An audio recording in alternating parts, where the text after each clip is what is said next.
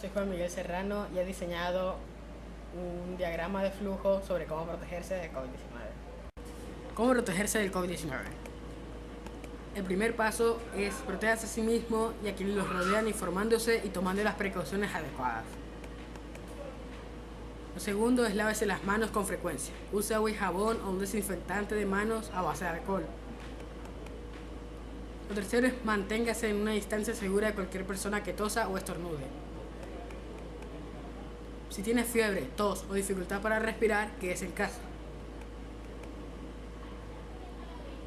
Si tiene tos o fiebre o problemas respiratorios, quédese en casa. Pero si no los tiene, usted es completamente seguro.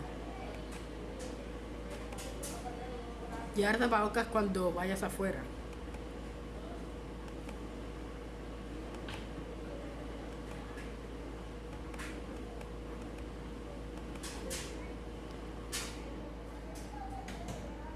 I'm going to explain you how I protect myself against the virus.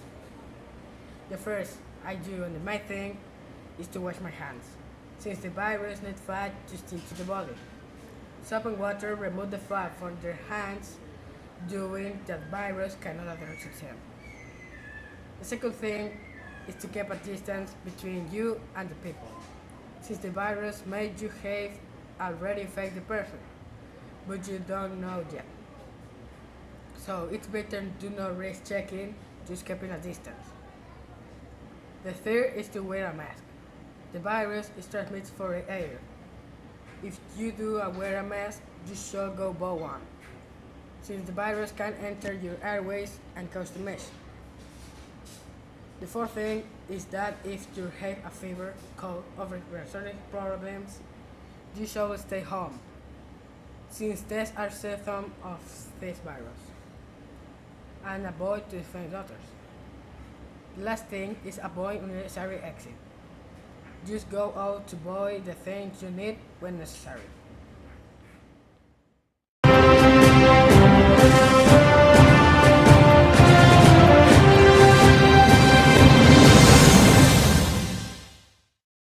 The virus that caused COVID-19 is currently spreading worldwide. How does the SARS-CoV-2 virus infect human cells? Covered by spikes. The coronavirus gets its name from the glycoprotein of spikes that proud from its surface and resemble a crown. The virus is wrapped in a greasy bubble of lipids that disintegrate on contact with soap, hence the importance of washing hands. Entering a vulnerable cell.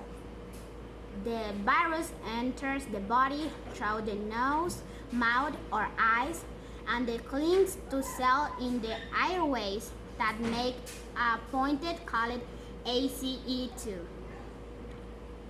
Release of viral RNA. The virus infects the cell by fusing its fatty membrane with the cell membrane.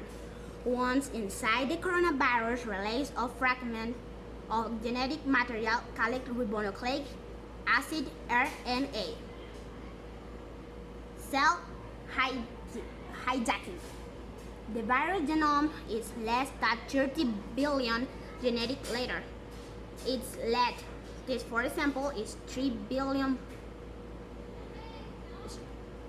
The infected cell runs the RNA and begins to make proteins that keep the immune system on the sidelines and help create new copies of virus.